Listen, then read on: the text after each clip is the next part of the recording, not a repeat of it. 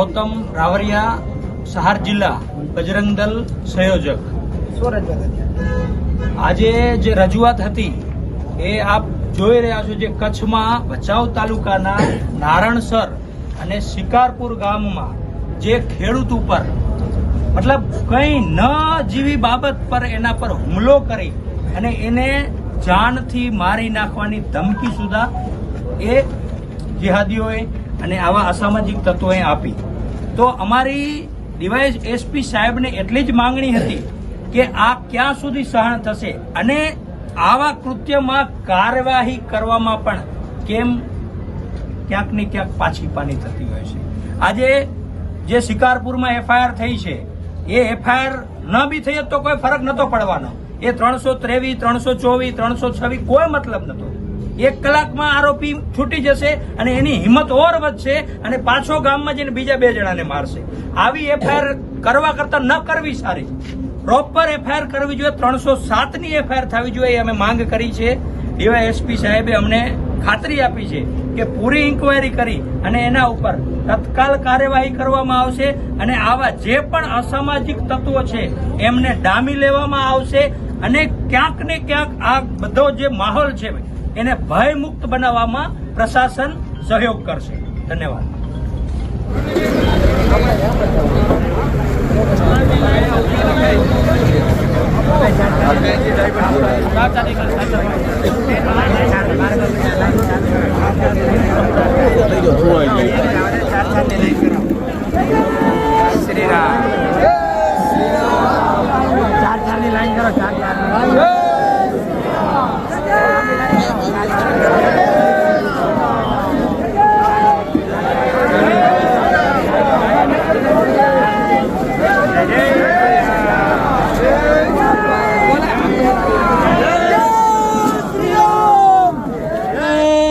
श्री राम, जय श्री राम। भारत माता की, भारत माता की।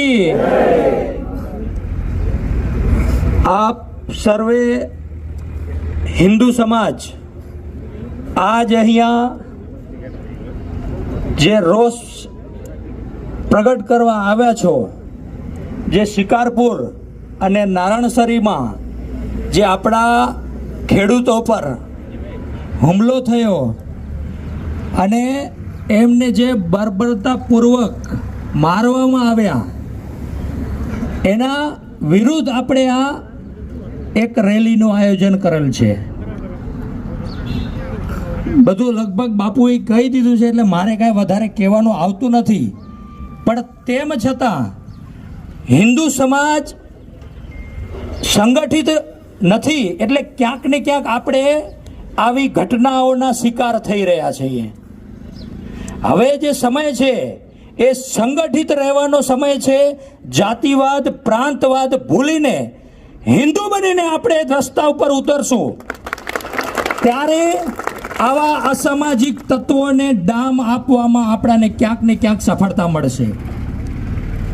આ અસામાજિક તત્વોની એવી કોઈ હિંમત નથી અને એમની પાછળ જે એમના આકા બાકાઓ હોય એમણે પણ અગર અહીંયા સાંભળતા હોય તો એ બી સાંભળી લે કે તમે પણ તમારી તૈયારી કરી રાખજો। હવે હિન્દુ સમાજ સહન કરવાના મૂડમાં નથી। ઈંટનો જવાબ પથ્થરથી આપશું અમે અને ભવિષ્યમાં ક્યારે પણ આપણા ખેડૂત પર કે કોઈ પણ આવો અત્યાચાર હિન્દુ સમાજ સહન કરશે નહીં।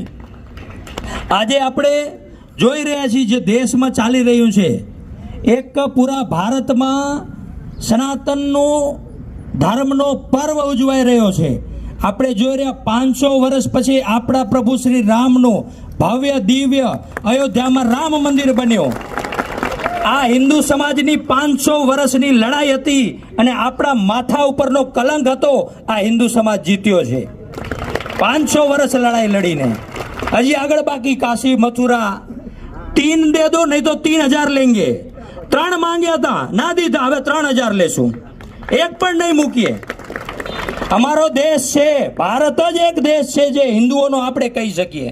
બાકી વિશ્વમાં ક્યાંય હિન્દુઓ માટે કોઈ દેશ આપણાને શરણાગતિ આપવા તૈયાર નથી। અને જે સમાજે જે દેશ પર રાજ્ય કર્યું એ દેશ એમને હથિયાવી લીધો છે. ઈસાઈ લોકોએ હજારો વર્ષ રાજ કર્યું, આજે 100 થી ઉપર એમના દેશ છે વિશ્વમાં. ઇસ્લામિક આક્રાંતાઓએ રાજ કર્યું 700 વર્ષ, આજે એમના 56 દેશ છે વિશ્વમાં. પણ હિન્દુસ્તાન ભારત ઉપર આજ સુધી કેટલા લોકોએ રાજ કર્યું પણ આ દેશને હથિયાવી નથી શક્યો. એનું મોટામાં મોટું કારણ છે આપણી સનાતન સંસ્કૃતિ, આપણો ધર્મ અને આપણી આ મહેનત. આજે આપ બધા જે પીડા